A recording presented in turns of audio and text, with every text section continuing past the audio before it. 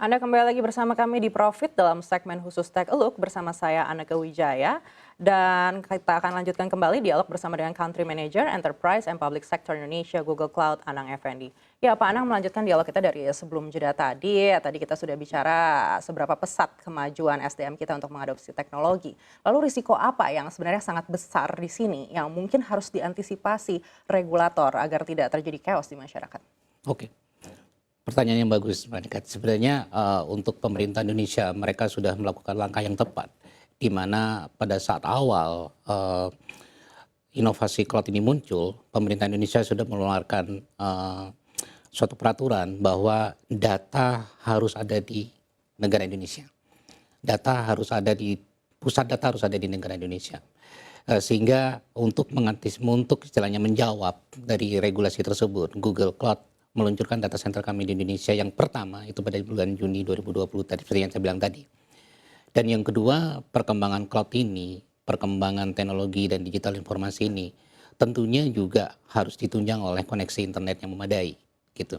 Di mana Google dengan produk-produknya yang sudah umum dipakai gitu kan, Google Search dipakai oleh lebih dari 4 miliar pengguna, YouTube lebih dari 2,7 miliar pengguna. Kami harus menyediakan infrastruktur yang mumpuni, terutama untuk Indonesia yang kita ada 17.000 pulau ya.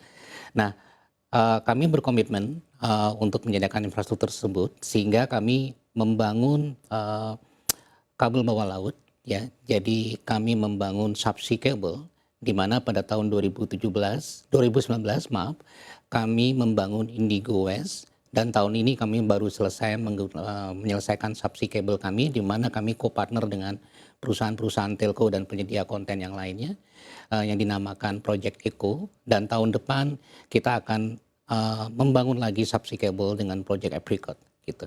Nah, di sini tidak hanya menyediakan data center, tapi kami juga berusaha membantu pemerataan untuk koneksi internet yang cepat, di mana itu dibutuhkan sekali oleh masyarakat Indonesia.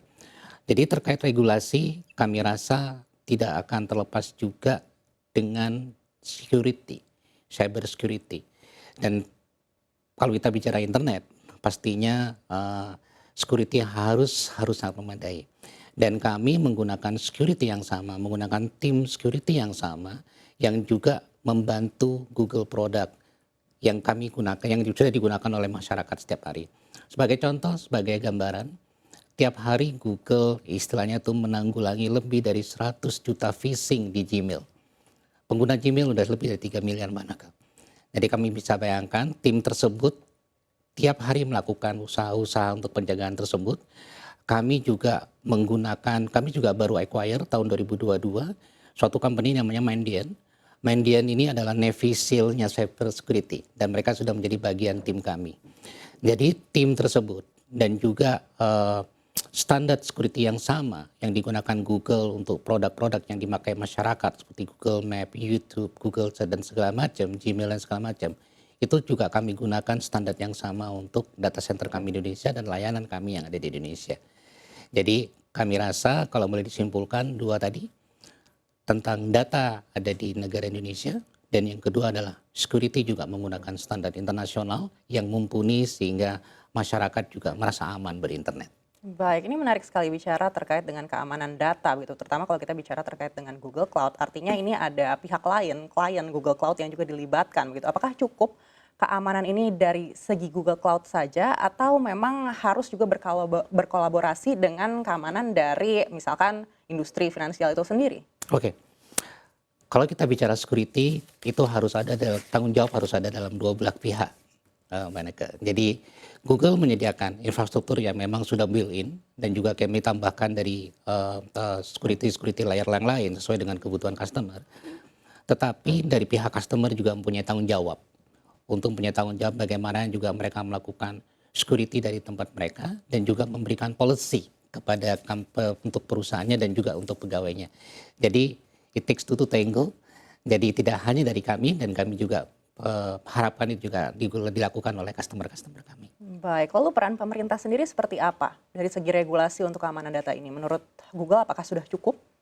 Oke, selama ini kami melakukan koordinasi dengan pemerintah gitu ya, baik dengan kami punya tim sendiri di Indonesia di mana tim public policy kami itu bekerjasama dengan pemerintah, Menkominfo, dengan OJK, dengan Bank Indonesia, di mana kami terus berusaha untuk memberikan informasi dan mendapatkan informasi mengenai komplain-komplain yang peraturan-peraturan yang terus diupdate oleh pemerintah Indonesia.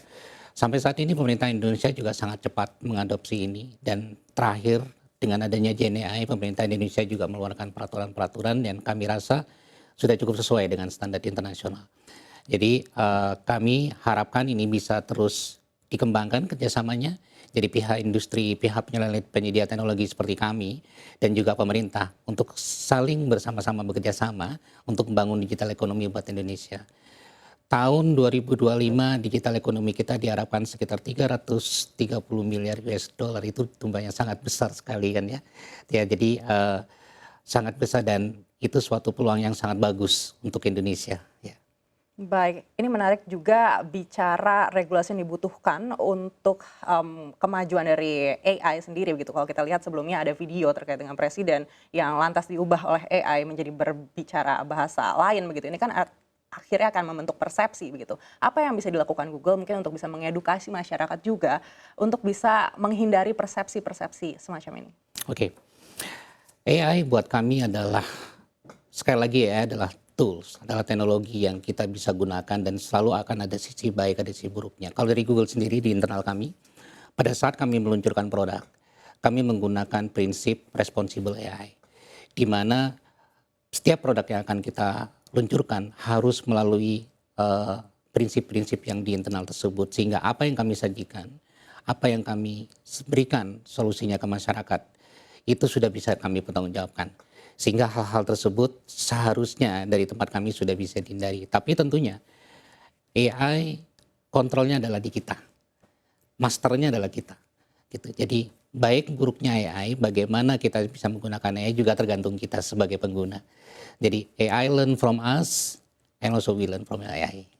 Baik, disampaikan juga oleh Presiden Joko Widodo kepada para kabinetnya ini untuk tidak takut dengan AI. Begitu. Betul. Anda lihat regulasi seperti apa sih sebenarnya yang paling tepat untuk mungkin bisa membuat kemajuan AI ini bisa terukur dengan baik dan diterima dengan baik? Dari masalah AI itu sumbernya semuanya dari data, Mbak Nega. Jadi saya rasa peraturan tentang mengenai data itu akan terus semakin ditingkatkan oleh pemerintah Indonesia, dan kami harapkan juga demikian. Kontrol dari data dan tingkat pengolahan dari data, karena sumbernya dari sana, informasi sumbernya dari sana. Saya rasa untuk kedepannya, dan sekarang juga sudah dilakukan dengan baik oleh pemerintah Indonesia, dan kita juga harapkan semakin ditingkatkan untuk peraturan mengenai data ini. Baik, terkait dengan data kita kembali lagi ke cloud. Artinya apabila sebuah perusahaan lalu ingin mengamankan dari sisi privacy atau keamanan datanya begitu, Google Cloud juga bisa membantu untuk keamanan ini sendiri. Iya. Dari Google Cloud, betul sekali. Dari Google Cloud, mungkin kita biasa bicara GenAI, tahunya tentang mungkin BART atau ChatGPT, itu untuk yang consumer. Untuk bicara tentang industri, atau mungkin yang digunakan oleh pemerintah, Google Cloud menciptakan suatu produk yang dinamakan Vertex AI. Ini adalah suatu produk yang sama sekali berbeda, yang kebutuhannya tidak digunakan untuk consumer, tapi benar-benar custom untuk perusahaan dan juga pemerintah. Mengapa? Karena customer kami dan juga pemerintah membutuhkan kontrol data mereka sendiri. Mereka harus mengkontrol data mereka sendiri. Mereka harus mensecure data sendiri, memastikan bahwa yang digunakan oleh AI, yang diolah dan dikeluarkan oleh AI, itulah data mereka. Dan sesuai dengan policy dan compliance dari perusahaan-perusahaan tersebut. Jadi, generative AI yang kami tawarkan sebenarnya untuk perusahaan-perusahaan dan juga pemerintah, itu adalah custom AI yang memang spesifik untuk industri, bukan untuk yang consumer. Jadi itu yang membedakan.